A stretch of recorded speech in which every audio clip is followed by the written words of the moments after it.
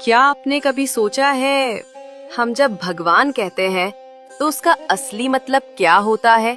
भगवान शब्द का अर्थ समझने के दो अद्भुत तरीके हैं। संस्कृत शास्त्र हमें बताते हैं, भग यानी ऐश्वर्य, धर्म, यश, श्री, ज्ञान और वैराग्य। वान यानी धारण करने वाला, यानी जिसमें ये सारे दिव्य गुण हों, वही भगवान है।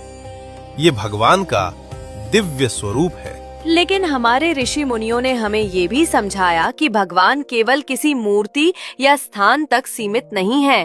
भगवान तो इस पूरी सृष्टि में व्याप्त हैं। भ यानी भूमि, ग यानी गगन, व यानी वायु, आ यानी अग्नि, न यानी नीर। दोनों अर्थ हमें यही समझाते हैं कि भगवान गुणों में भी हैं और प्रकृति के कण कण में भी। और अगर हम इन 5 तत्वों को संभाल कर रखें तो यही हमें जीवन देते हैं।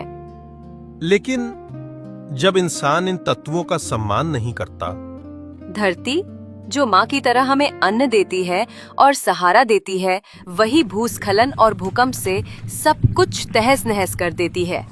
बादल जो पहले जीवनदायिनी वर्षा बरसाते थे, वही आफत की बाढ़ बनकर सब बहा ले जाते हैं। अग्नि जो यज्ञ में देवताओं तक संदेश पहुंचाती थी, वही जंगलों और घरों को राख बना देती है। वायु जो जीवन देती है, वही आंधी और तूफान बनकर सब कुछ उखाड़ देती है। नदियां और समुद्र जो अमृत थे, वही बाढ़ और सुनामी बनकर सब निगल जाते हैं।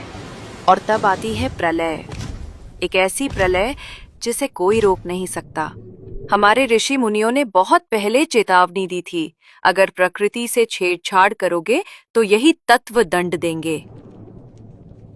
इसलिए भाइयों और बहनों, अगर हम भगवान को सचमुच पूजना चाहते हैं, तो सबसे पहले इन 5 तत्वों को पूजना और संभालना होगा। धरती को मां मानो, जल को अमृत मानो, अग्नि को देवता मानो, हवा को प्राण मानो, आकाश को गुरु मानो।